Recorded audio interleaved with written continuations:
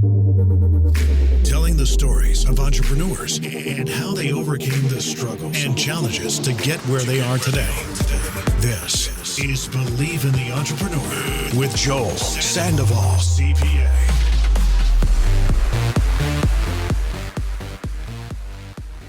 Welcome to another episode of Believe in the Entrepreneur, and I'm super excited because I have Jesse Valencia in the house, who is one of the top bankers here in Kern County, who assists medium-sized businesses in growing, saving money, and becoming more efficient through innovative, customized banking products. So Jesse, thanks for being on the show. Oh, thanks for having me, man. I'm excited. Awesome. First podcast appearance, and Brian's doing a good job. Reminds me of a DJ.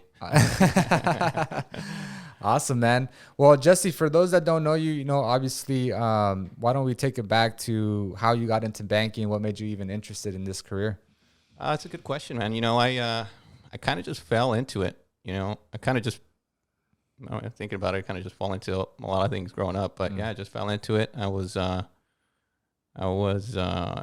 school, graduating high school. I always knew I was going to go to college. I don't know where. I don't know how that was going to happen, but it wasn't necessarily kind of, I have buddies who always think, well, college is such a big step. But for me, it was just kind of like the next step to do. It was always implanted in our head by my parents that that's something that we're going to do. So just went to college, and I was going to college. I needed to pay for it. Mm-hmm. So last 2 years, I started working at a retail bank that was called Current Schools. It's now Valley Strong, I believe. Okay. Yeah. So for the last 2 years, I was working full time and then going to school at night full time. And as soon as I graduated, I was mentioning to you in 2006. And the week after I graduated, got hired onto a local community bank. Yeah. Nice. So, similar to my story, I kind of knew that college was the next step, but I didn't really know actually what I wanted to be, even like after high school. To me, I had an eye-opening experience where I actually graduated in like around 2005. So I actually was going to get into real estate. Graduated high school in 5 or 2005 is when I graduated high school. All right. But both my parents are in real estate. Mm-hmm. So I was actually going to do the same thing as they were doing because they were doing pretty well. Mm-hmm. But that was during the whole housing crash. Mm-hmm. So it was terrible timing. And I actually met the CPA who worked for the title company that I was working for at the time. And she basically said, hey, regardless of the fact that we're in a recession, I have a stable and secure job. And so I kind of asked, how do you even become a CPA? I didn't even know what a CPA was. Mm-hmm. And so after I did some research and some due diligence, decided to go to school for that. So for you, Jesse, you said that you fell into it. So when you were going to school, like what were you going to school for? Did you have clarity yet, or was it? No. Okay. Yeah, not at all. Like I said, everything just kind of happened, right? And that's kind of how my life went growing up. But I mean, I was going to school. I hadn't even picked a major. I was just taking all my prerequisite classes. And at the time I was working on campus, so they allowed me to pick classes first, which was great. However, when it came down to choosing a major, I had already exhausted all the prerequisite classes, and I hadn't even picked a major, didn't have a counselor. So it was a little mess for a while there. They're saying, how are you even getting through college without having someone direct you where to go? Right. Yeah, so I my mom growing up, she always had these little businesses. So I just chose business. Yeah. Gotcha. And the rest was history. Yeah. As soon as I chose business, I was like, well, I guess I should know something about money, and then applied at a bank. Gotcha. Mm-hmm. So did you start off, because I mean, obviously you're pretty up in the height, in the career chain. You've kind of climbed the corporate ladder, but I'm sure you didn't start off that way, especially as a, young college kid. So, how did you get where you're at right now? I mean, it's a good question. For instance, are you Hispanic? I am. Yeah. Yeah. Your parents Mexico? Correct. Yes. Yeah. So same here. And I'm sure there's a lot of similarities in how we grew up or what we've seen our parents go through. And it was always hard work. Right. You just put your head down and you work. You get out of a situation. And the only solution you'd have is really just working out of it. So I think that's how I did it. I just worked. I was curious. I was always asking questions. And I played tons of sports. So I think that's kind of like a competitive thing for me. Right. You know, you go into something and you want to be the best, so you start taking your classes, you start reading books, you start talking to people who are doing what you want to do, and seeing if they can help you get there, and what do they know that you don't know, and you know, how do you just continue to get better. Yeah, it's different now. I mean, you know, I wouldn't say I still have that, but it's not necessarily something that moves me as much as it moved me when I was younger. Yeah. Interesting. That's pretty. Yeah, I have that same kind of similarity where, you know, when you're just starting off your career, like for me, I grew up playing a lot of sports as well. You know, particularly baseball was my sport. Yep. And so I really enjoyed the competitiveness of it, but also baseball specifically, there's some, analytical, you know, if someone's running to third, you got to keep your eye on, the runner, but you still got to throw the guy out at first. Yeah. So there's some mind game as well. You got to play. Yeah. And so I really enjoyed that. And then obviously trying to win the game. And I think that's where my competitiveness kind of comes in. And I think that kind of what helps us get to that next level, because we're just trying to be, like you said, the best in what we're doing. And then, our parents being, the hard workers that they are, it also kind of instilled in us as we're young. So when you apply for banking, obviously, this is something new. So besides, hard work and also trying to become the best at what you do, I mean, is there also, did you come across those opportunities just because of your work ethic alone, or was there anything else as well that people saw? No, that's a good question. I think it's just kind of a frame of mind. So let's say we back up, right? So growing up, I grew up in this little town. It's called Lamont. I don't know if you know where it's at. Yeah, so Lamont, predominantly Mexican, probably 90. Time growing up, it was like 98% Mexican. Oh wow! Right? Yeah, pretty significant. It's probably the similar makeup. Maybe 90% now, 10% other. Farm working. My parents were always working. My mom had like 2 jobs. She had a little store on Main Street that she sold from. I played tons of sports, but they never went to them because they were always working. Right. Now yeah. So they never went. They were always working. I was always at sports. Found a way to get there. Everyone was poor, but you don't feel like you're poor, right? Everyone's poor. You're not necessarily traveling. You're not necessarily taking vacations. You're not necessarily buying new clothes. None of that, right? Right. But when you're in there, you don't feel like you're missing anything, right? Right. Your mind isn't like, at least for me, right? It wasn't focused on what I didn't have. I was just focused on just there, Right. So I felt lucky. I felt lucky that my house was 2 blocks away from the park, and I could just walk there and be there at every game. I felt lucky that all my other buddies didn't say anything about how I looked or what I dressed. I mean, they looked exactly like I did. There was no difference, right? So right. I think that frame of mind going into different situations was very helpful, right? It never felt daunting. It just kind of felt like, oh, here we are, right? Like this guy next to me doesn't want to make 10 phone calls. Okay. Yeah, I'll make 20 phone calls. It's not a big deal, right? It's just kind of, I don't know how to explain it. It just kind of happens, and then you just flow with it, right? Right. So I would say that was important. That probably helped me, kind of having that frame of mind, like nothing was impossible or hard. It just kind of was, and, you just go through the process, whatever that process is. Not necessarily focused on, whether it was hard or what the result was going to be or whether I was going to fail or whether I was going to succeed. It was just kind of like, okay, well, what's the next step? Right. Yeah. I think that's super important, like focusing on the process as opposed to the result, because if you fall in love with the process, you'll get the result, but you have to focus on what's the next step. Yeah. Yeah. And that's tough, right? I mean, sometimes that process it seems hard to see if there's an end to it, right? And sometimes you don't like the process, but you still have to do it. Right. You have to find something that's pushing you to do it, I guess. Yeah. Yeah. I think you kind of hit it on the head there, because sometimes the part of the process is like the most difficult things. The reason that you made those 20 calls, maybe the other one didn't want to do it, is because he probably didn't want it. He was uncomfortable, making those 20 calls. He probably was out of his comfort zone, where for you, you kind of knew that was the next step. So I guess the question for me is like, when you come across something that you don't want to do, what's your mindset as to why, I'm going to do it anyway? Good question. So I don't do a lot of things I don't want to do. Right. So before you have to sometimes do things you don't want to do, and But I think that, again, I think that's just you thinking you have to do it. I think lots of times you don't have to do the things you don't want to do.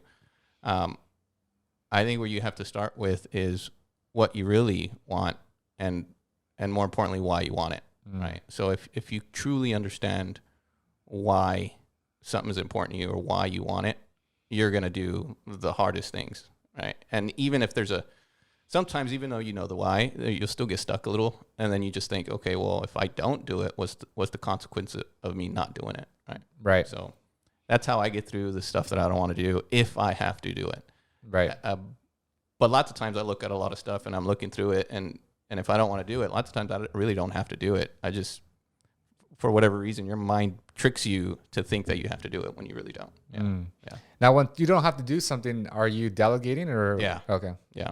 It's probably someone else's job, whether lots of times it's more than likely something within you. Right. You're there's an insecurity there. There's something there that you're afraid of, about giving it up or giving it to someone else or not doing it.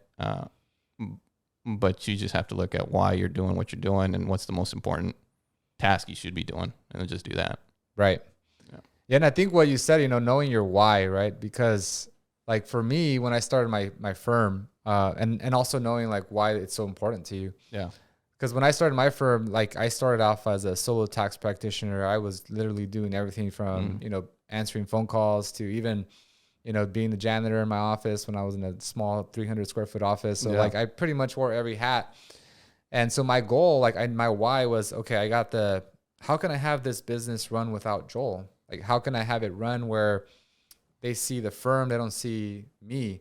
And, even till this day, a lot of people still, I feel like I've probably accomplished that 90% of the time, or 90% of the goal there. And then the other 10%, I still have some delegation to do, but that's what drives me.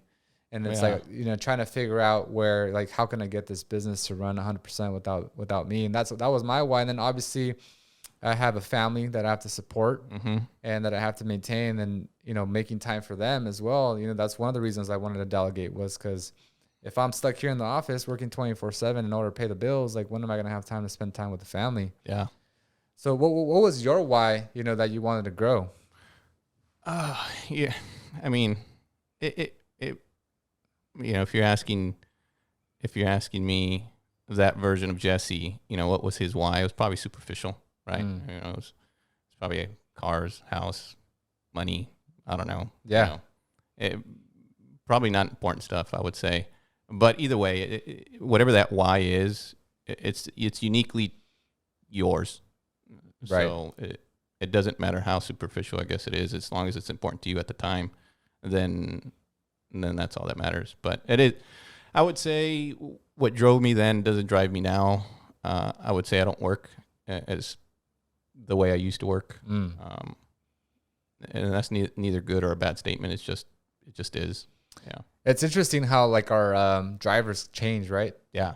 For me, obviously when I was first starting out, or the reason I even wanted to become a CPA was because, they were making, what I knew was they're all making a good lifestyle for themselves, and they don't have to worry about recessions, and, they're just working behind a computer. Seemed like the personality fit was perfect for me. And that's not my driver at all anymore. I have completely different motivations now. Yeah. I'm trying to actually make an impact now in the Hispanic community and change lives. And, this podcast is a way of doing that as well. And so my driver has changed. But that was not obviously my driver when I was starting my career. Yeah. And you mentioned it too earlier. You said family, you said time, before that you said money. You have these conversations with several different people, and from different walks, from different cultures, and we're all trying to get to the same place. We're just trying to figure it out. So, you hear certain things, and you, like you mentioned, you started cleaning toilets and being a janitor and doing everything yourself until you started progressing. I would bet that you still have to progress, right? You're still in that phase of progressing, but that first phase you went to, you had to go through it so that you understand how to delegate to someone else, or you understand how it feels to be in those shoes for that other person. And then your why just changes. I'm glad you're going through that. Sometimes you feel, when you're going through certain things like that, you feel like it's just you, right? You feel like you're just alone, but in reality, I think we're all kind of dealing with a lot of the similar things. So that's cool. Yeah, 100%. So, obviously in the beginning, it was the cars, the money, the position, the title that came from those bigger positions. So what's your driver at the moment now that, you've kind of gone through that phase? Yeah. So,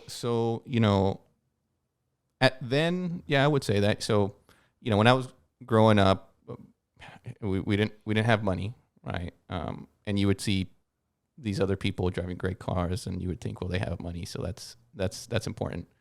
And as your parents, they migrated to the U.S. for better life, and they're working hard. They're showing you how to work, and they're working for money, right? Right. Because this money can buy you a house. It can buy you out of that neighborhood. It can buy you into a better neighborhood. It can buy you a better school, a better car to take you to work. There's that fundamental need for what you need. Right. So I think that's what triggered that for me growing up. So, I grew up, went to college, started working, bought a really nice car that I thought I need, met my wife who is my wife now.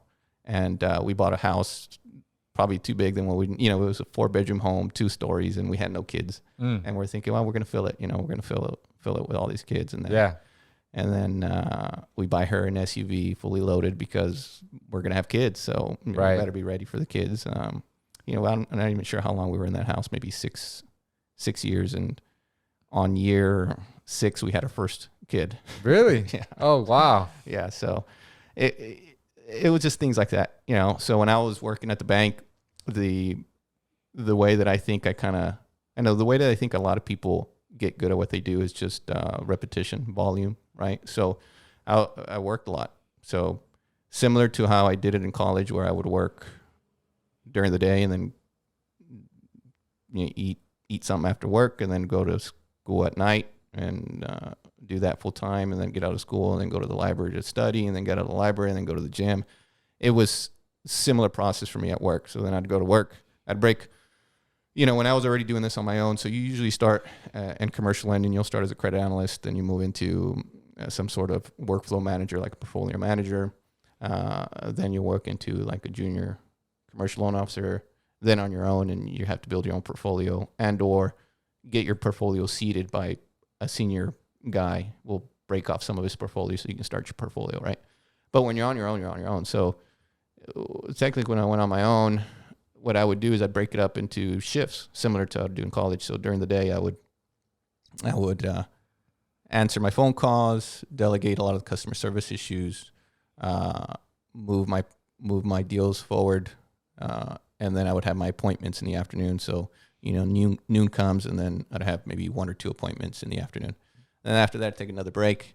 My wife would come with some dinner. We'd hang out in the office. There was a TV just like the one behind you, and we'd watch a little bit of TV, and then she'd take off back home. We didn't have no kids, so she'd hang out with her friends.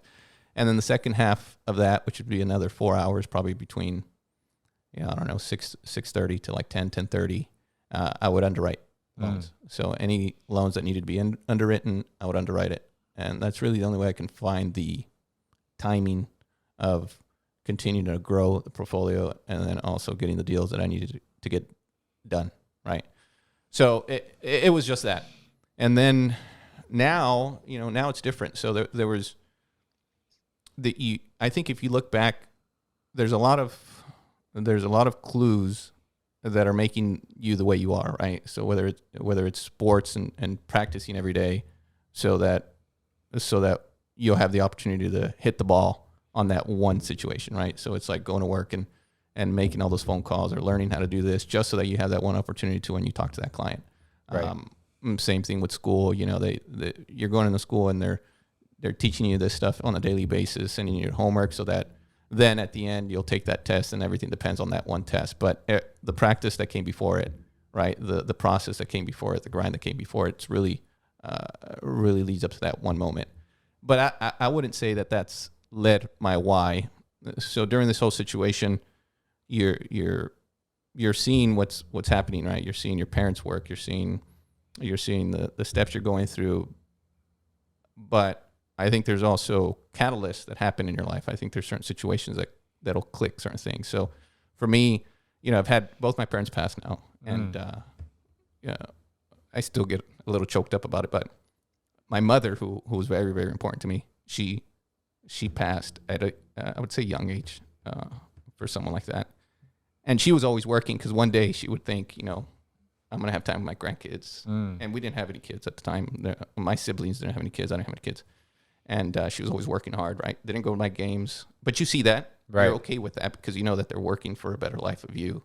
And you know that one day you're going to spend time with them. So right. You go through that, and then you pick up those same habits. Right. And sure enough, when she passed, at that time, you can feel death closer, right? So now for me, it's not the money, it's not the things, it's really the time. Yeah. So when that happened, I sold everything. I sold my house. I sold my wife's car. I sold my car. We moved in with the in-laws, and then, and I'm sure my wife was probably thinking, "Man, this guy's losing it." Yeah, this guy's something's going on. We had our first kid too, during that whole transition. Oh wow! We were able to at least have our first boy before she passed. So she was able to enjoy my son for about 6 months before she passed, and then. Everything during that time really focused. It was no longer like, the time that I was at work for all the money that I was making, it wasn't worth buying that stuff. That stuff wasn't a value. Right? And I was putting all this time, but yet, and thinking that this stuff was important to me when at the end it wasn't. Right. So when that happened, that's when the shift happened. I would say, at least for me, I can feel time to be more important. So whether it's time for me, time for my wife, time for my kids, time to be at his games, time to vacation, or just time to choose whatever I want to do. Right. Yeah. So at that time, I got rid of everything, and then bought a fourplex, started buying some rentals, and that's really my why. You asked me, what's driving you? Well, that's my why. It's me having control, basically, of my life, and then choosing to do what I want to do. Right. Yeah. It's pretty interesting that you're trying to basically buy time, by investing in apartment complexes, right, and trying to kind of have some passive income. It's similar to my story, except that for me it was, how can this business run without Joel? Because what I really wanted was time to spend time with my daughter, who was born when I was starting my practice. I was like working a lot, and I'm like, man, she's already about to be like, now she's just turning 5. She just turned 5 a little while ago. She had her preschool graduation. Yeah. And I'm able to take time off work. But when she was barely born, I remember I was 2 days at the hospital. And then as soon as we left the hospital and we got back, I told my wife, cause it was tax season, I was like, I got to go back to work. Because there was literally nobody else working in the office besides myself and my receptionist, and she didn't have any tax experience. And there was all these tax returns. I had 200-300 emails over that 2-day period of like, hey, what's the status of my tax return? And so I literally had to go back to work, and I did not get to enjoy my daughter's probably first 3 years of life. Yeah, because I was just working 24/7. So I was like, I have to figure out a way to buy myself more time, and. Now I feel that I'm able to do that now, but man, the sacrifice that it took to get there, and even till now, it's one of the most important things in my life is being able to cherish those moments. Because before you know it, life is not guaranteed. Oh man, you're telling me again, a lot of similarities, right? Same thing with me. My boy, he's 5, turning 6 as well. And when he was born, same thing. Yeah, same thing. I went to work, that, let's say he was born on a Thursday, I was back at work on Monday. Yeah. And it's ridiculous to think that we're doing that, right? Right. Like the whole goal is for us to be with our family and experience these times. And yet in the moment, we can't see it. In the moment, we're like, okay, for us to be able to do that, I have to give up this experience today. Yeah. It's tough. But when you're in it, you're in it. That's what moves you. Now, I think I was using that as I enjoyed it, right? I think I enjoyed it, and I was using that as kind of my way to say, well, I got to go back to work, right? But yeah, it triggered for me that's what happened. for me. And in fact, you know, I didn't take any. Usually they give you paternity leave, which is great. You know, I think every father should take and spend time with their kid. And now I was a horrible father probably during that time for not taking it. But the blessing of it was when they gave the last, you know, when they say, okay, you have, you know, when my mother was passing, they said, yeah, well, you have X amount of time to live. I took it then. I took my vacation, took my sick. I didn't even show up. You know, I'm grateful that my bank even took me back at the time. I think I was out of work. Purposely, just not, you know, my mind wasn't in it, and I was done. Yeah, I was probably out for like 4 months. Oh wow. Yeah, probably pushing 4 months, 3 to 4 months. Yep. Oh wow. Yep. That's crazy. And how many kids do you have now? 2.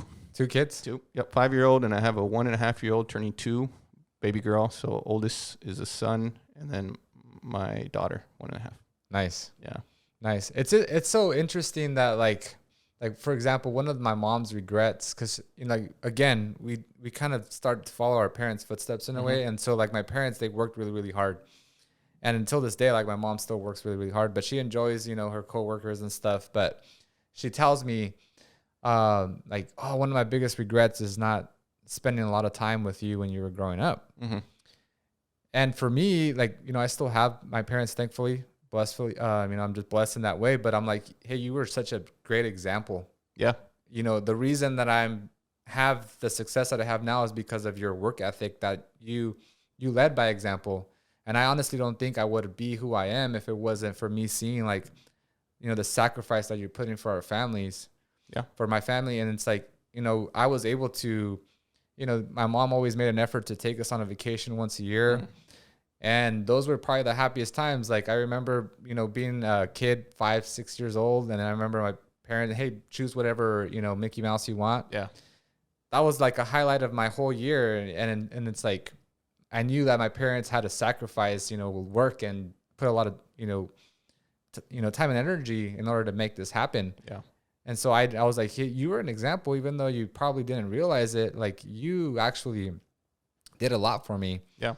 And so it was kind of eye-opening for my mom, you know, thinking that she actually did more than she actually than she thought. Yeah, you know, I'm sure the children, as a child, you don't know, or a parent wouldn't know what's affecting the way a kid sees the world, right? I mean, we could have been the victims in our story through all that, right? But we weren't. We seen it as a blessing. We seen it as a benefit. You know, we're lucky to have parents like that, and I think so. I think absolutely.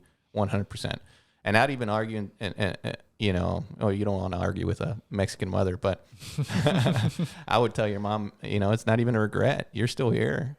There's still an opportunity for you to spend all the time you want with your son, right? Right. Yeah. So you might see, you know, maybe at a bare minimum a mistake if you look back at it, but I mean, she still has the opportunity to do it. So yeah. Yeah, and I see that now with like my kids. Like she's like, I feel like she's making up for lost time with my kids. Like with her grandkids, like are, you know, everything to her. Yeah. Like she'll take them out and have them just spend the whole day with them. You know, she lives out of town. She's actually from Wattsville, where I'm originally from, where it's 95% Hispanic. Yeah, I had growing up, we had really close uncle and aunt out of Watsonville. Yep. Oh, okay. So you're familiar with the small town then? Yeah. I recall visiting. I just don't remember what it looked like. But yeah, small town, predominantly Hispanic as well. Yep. Yeah. Yeah. So it's pretty much, you know, I would say similar to maybe Lamont, just maybe a little bit bigger. And there's not really, you know, there's other cities surrounding it that are probably more diverse. Maybe just the weather's better. Yeah. It's not as hot, I'm sure. Yeah. But, you know, it's interesting that, you know, we kind of have these, like you said, these catalyst moments that change our lives and put things into perspective for us. Right. And I think that, you know, that happens during our lifetimes a lot, and it just kind of, you know, just changes our perspective on certain things. Yeah. And, you know, going back to your question, you know, that whole why and how, you know, how are you doing it now? And so before it kind of just felt like the next step, right? It just kind of, there's no real thought to it. It's just, okay, let's work next. And then when that all happened, that really shifted the why, right? So as soon as I had the why, then it was like, okay, what's the plan? And then as soon as I had the plan, I can technically just put the plan away I don't have to think about it anymore. But what that did is it removed anxiety. It removed all this kind of noise, I guess you would say. Right. And it was just like, okay, how am I doing this? How am I going to buy my time back? And that's it. You just constantly do it. So I still love commercial lending. It's not like I don't love commercial lending, but now commercial lending is providing for my life, right? Before commercial lending was my life. Now it's my lifestyle. Now it's how do I want to live? How do I want to show up as a father? How do I want to show up as a husband? And how is commercial lending helping me do that? And how are my rentals helping me do that? And how is my saving habits and my investment habits, my buying habits? How is all that helping me be the man I want to be at home, not necessarily the man I want to be at work, Yep. So. Yeah, I think it like you said, I just put things into perspective where now you created a plan, right? And then once you knew what the plan was, now again, back to kind of like the thing, what are the steps? Yeah. Right, and to get there. Yeah, and it frees you up too, right? Because I think a lot of it is you don't know, so you just kind of just flow with it, And when you don't know, sometimes you don't act, you don't make a choice, you don't make a decision, and even making, if you don't make a decision, you're still making a decision. It's delaying something, right? So with the plan, even though it can be the worst plan in the world, but it removes that anxiety from making a decision. Oh, yeah. Yeah. So then you make a decision, and even if it's a wrong decision, okay, well, now I know how to make that decision. So you backtrack a little bit and you make another decision, Right. Yeah. So. Yeah, 100%. It's almost like, it's easier to make a decision, like you said, because now you know where you're trying to go. Mm-hmm. And now it's when you have that clarity, that, that vision of what your path is, it's like, this is not aligned with my destination. Correct. So then you could just knock it out. Yep. And now, going back full circle in regards to how do you spend the time in doing what you like and what you don't like? When you do that, now you have the time to spend on the stuff you do like. Now you can say, oh, okay, well, I freed up this part and I'm no longer doing this. I've made this decision. Well, now I can pick and choose where I like to spend my time. Yeah. Gotcha. Mm-hmm. That's awesome. So what are your duties now that you've kind of like been able to, where you're going? Yeah. So what are your duties now, in the banking industry? So in the banking industry, I'm still a relationship manager, vice president, relationship manager. I still have a portfolio. I still have to grow it. I have some great clients I work with, and it's still the same thing. It's still the same goal. The difference is the conversations are just different. Before it was, like I said, the way I got better at it was volume. So a lot of it was, just next client. Okay, what are we doing? You're trying to get this. You don't qualify. Next client. Oh, you're trying to do this. Okay, yeah, you do qualify. Next client.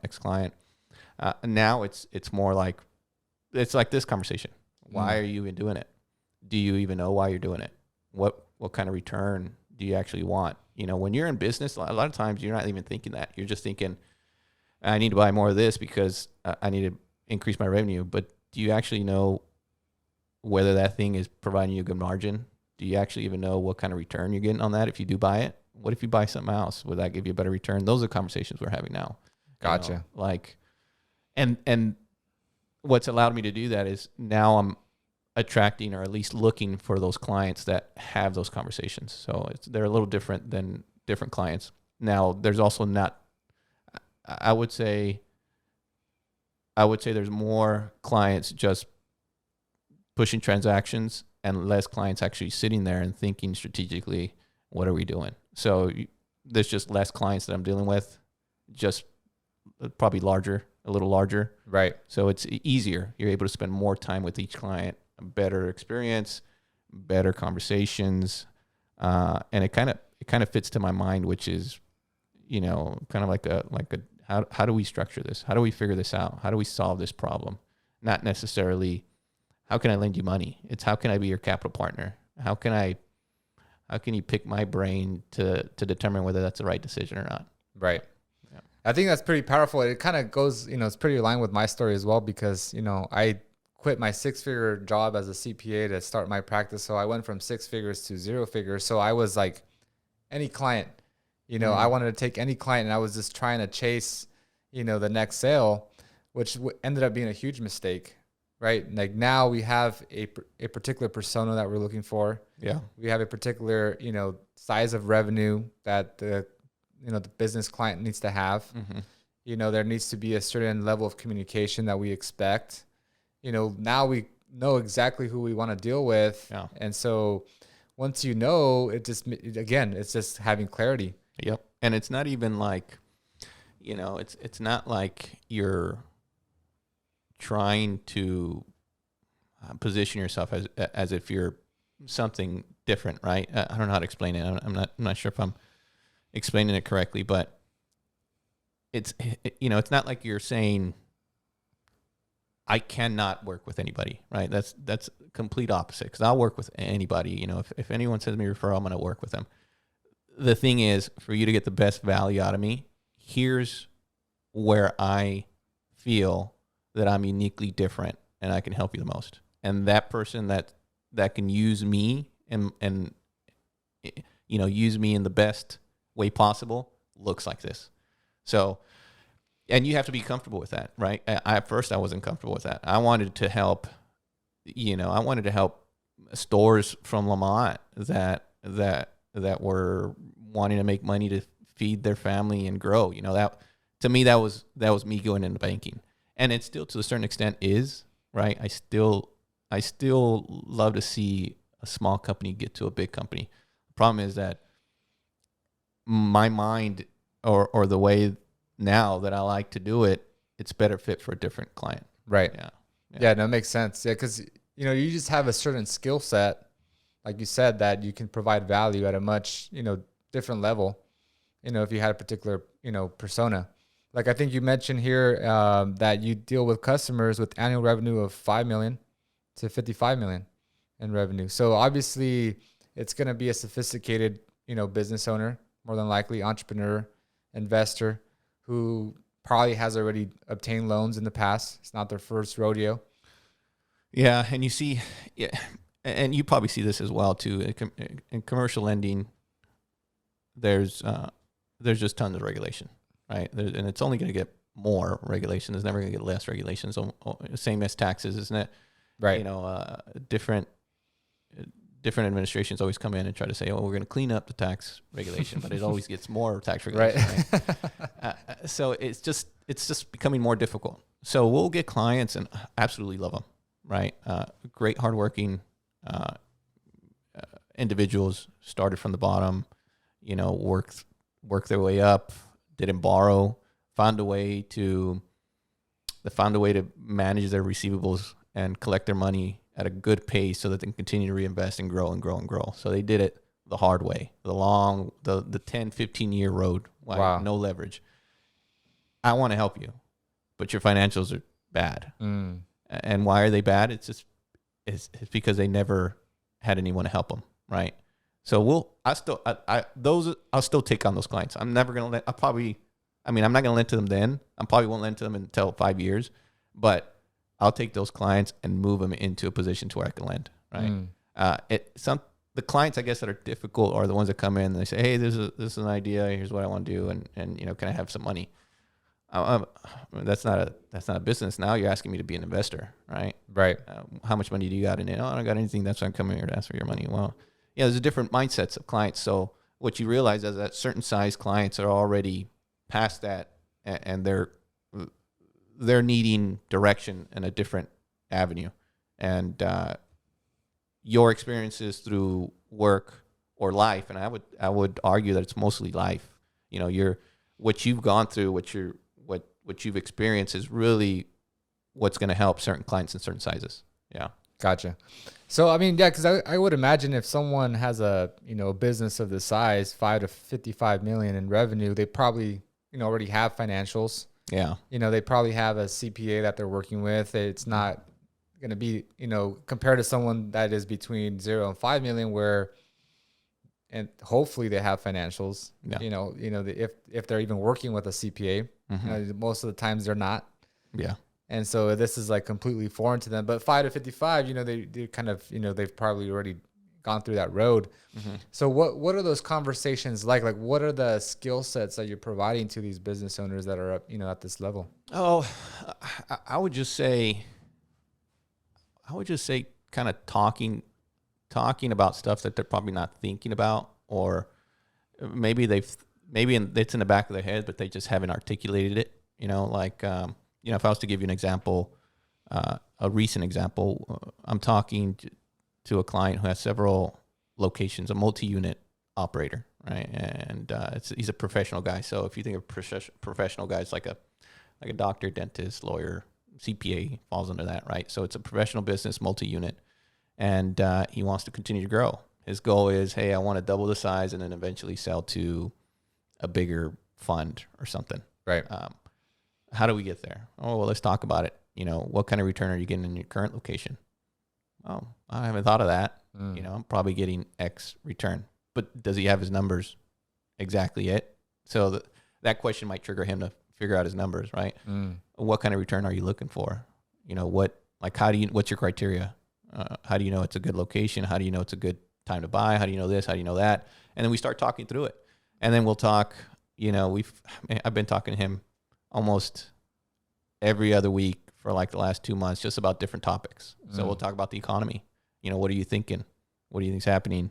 Here's where I'm at. Here's what we're talking about. So at the end of the day, we came up with a plan where it was, okay, and this is his thinking. This is me just asking the questions. And I'm asking the questions based on what my other clients are doing or saying in different industries, et cetera, right? So you're kind of sharing experiences to help others who maybe are not thinking of that experience or hasn't gone through it, or just, it's just not a top of mind. Right. So we come up with he comes up with a plan because it's their plan. It's not my plan, right? Right. It's not me dictating their business. It's their plan. I'm just helping them formulate something. So the thinking was, okay, we think that it's going to get harder for me to find talent, staffing. We think that on my expense side, we think it's going to go up in the next few years. We think that revenue might get squeezed a little bit. We also think that the multiple of businesses that we're looking at is still a good multiple, and I'm still getting a good return that I'm looking for, but I think it's a little high right now. Okay. What kind of return? What else can we put your money in? Well, I'm looking at this property. What kind of return? Well, we're getting a 3-point-something% return on my money if I buy this apartment, right? So then we sit down and we're like, well, you have this money, you want to grow, but you see some tailwinds, you see some hurdles down the road. So let's put something in real estate. But then when we're talking about that, your return is significantly less than what you can do if you get a new location, and it's significantly less than you want to take on for taking on the risk of managing or tenants or turnover or whatever. Do you have debt? Yeah. What's your interest rate on it? 4%, 4.25%. Let's pay that off. Well, what if I need the cash? If something comes up, I don't know. If you want, we could put a commercial line of credit, an equity line on it. And now you have a better return paying off your debt.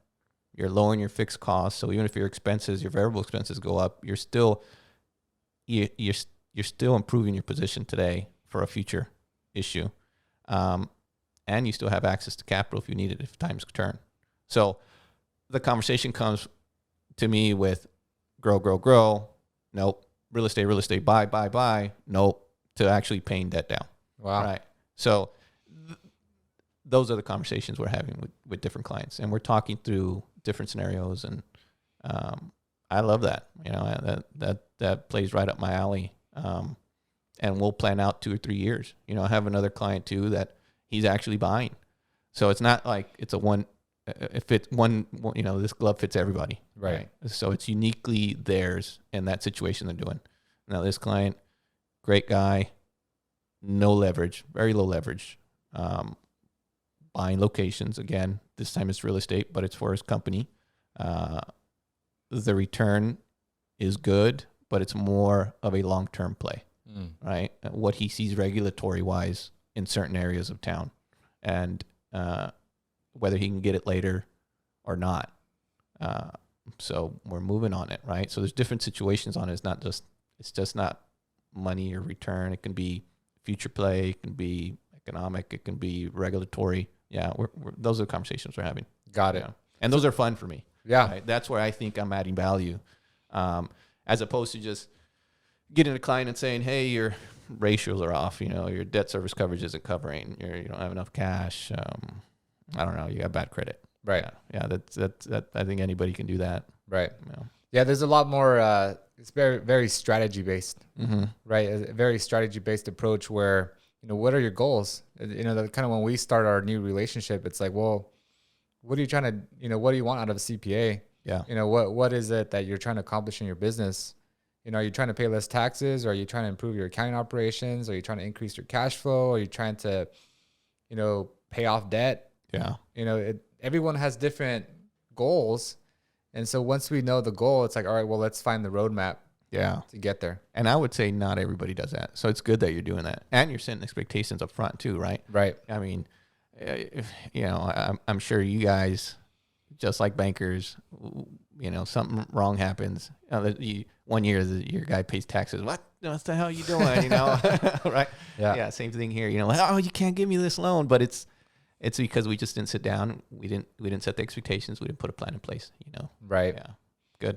Yeah, 100%. I think that a lot of businesses fail to do that. And that usually when there's a unhappy client is because those expectations were not set from the beginning. Yeah, I agree. That's awesome. Yeah. So now that you're having these relationships, with clients, like where do you see yourself, 3 to 5 years? Oh, it's a good question, man. I see myself at home playing golf. I do see myself spending more time with my family, right? I spend a lot of time with my family. I think I do more now, for sure. I'm absolutely certain that if you would compare me today to the Jesse before, I'm spending more time with my kids, more time with my family. I haven't missed a baseball game. I think we missed one because my wife and I went on vacation. So that's important to me. That's going to continue to be important to me. The Jesse in the future is going to be, I'll probably still be lending to some capacity. Right.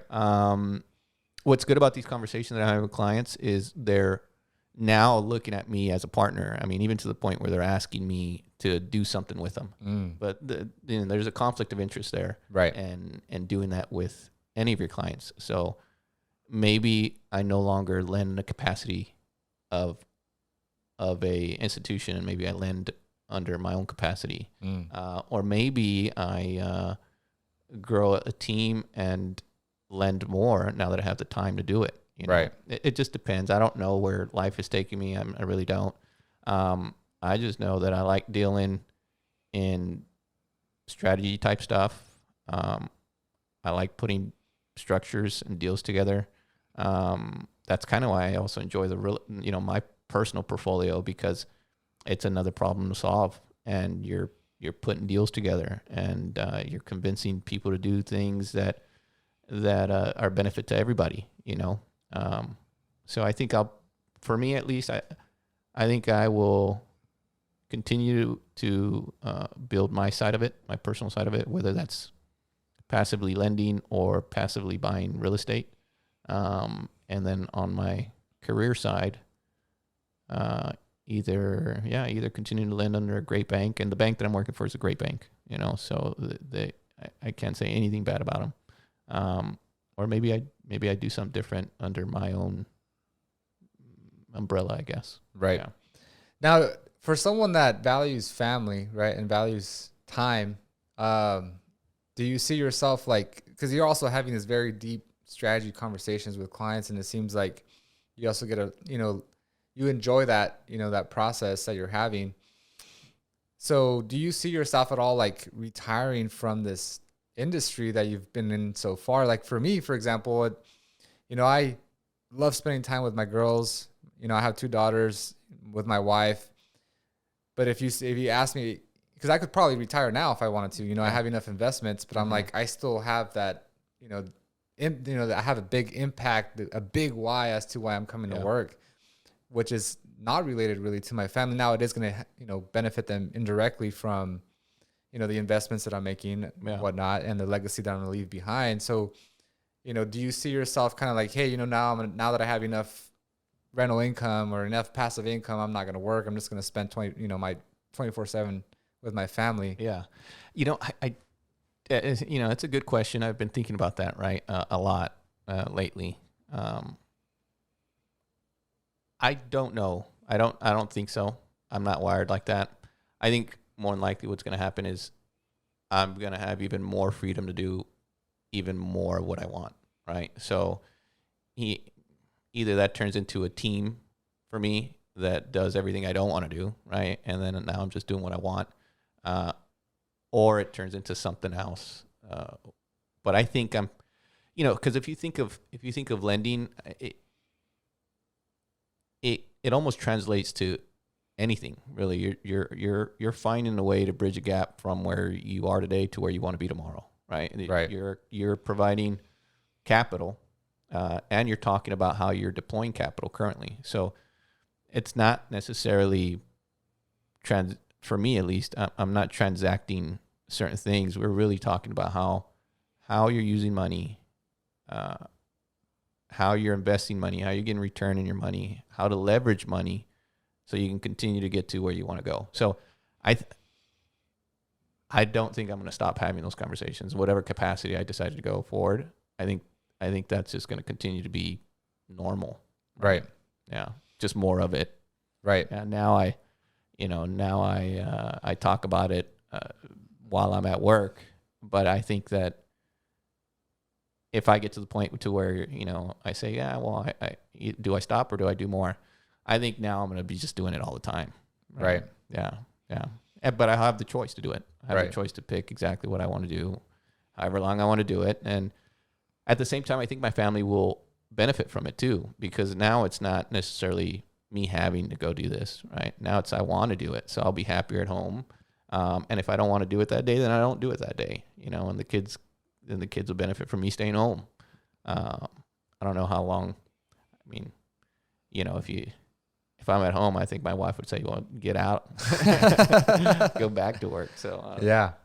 So I think that's pretty important. Like what you said is that the more you grow, right, the more ability you have to just focus on what you want to do and less of what you don't. And I think that's what I've been able to do as well. It's like, you know, now, you know, the more growth I have, it's like, what part of what I'm doing do I want to delegate? Yeah. And it's usually what's like one of the first things that I delegated, for example, that was sales, you know. I did it because I had to put food on the table, but that was a part I didn't really enjoy. You're still doing it, you know, Yeah. whether you think you're not, you're still doing it. And this podcast is a testament that you're doing it well, right? I mean, if you're having these conversations with people and your clients and your team, this is a form of sales. Right. This building a relationship, having people talk about things they haven't talked about, share stuff they haven't shared with anybody. You are building a bridge between you and them. So people hear sales and they think it's easy. You're trying to get something out of me, right? But right. It really isn't. It's just a relationship. And if through the process of building that relationship, we do business together, so be it. I'd rather do business with a friend, right, than someone that I don't like. 100%. Yeah. Yeah, I think that's kind of where I'm at right now. Is just building relationships almost means more to me than, you know, getting $1 from them. Yeah, and you'll get $1 from them. Yeah. Yeah. If we play golf, you'll get a lot of money from me because I suck. Yeah. There you go. Awesome. Well, Jesse, if anybody wants to find you, obviously we have your LinkedIn here, which is Jesse Valencia. Also, they can probably reach out to you directly from on there, I'm imagining. Yeah. You know, I'm an old soul and a young body, man. I have no social media. I don't, you know, this LinkedIn is the only thing I have. So if they're trying to connect with me on social media, LinkedIn's the only thing they can do. I'm at the bank. They can look me up. maybe I'll provide you some information you put in the show notes or something to get a hold of me if they need any assistance. And I'm willing to help anybody. You know, everyone sends me referrals. Now, again, help doesn't mean me lending them money. You know, help might be just directing them or sitting down with them or telling them, hey, here's what I think you should probably do. I'm more than happy to do that. Yeah. 100%. Awesome, Jesse. Well, thanks for being part of the show. If they want to reach out to you, obviously, they can reach you on LinkedIn. Otherwise, they can reach out to me directly, and we'll direct them your way. I appreciate it. I really do. Thanks again for the time. Thanks again for allowing me to share something about myself. And Brian, thanks for being a great DJ, man.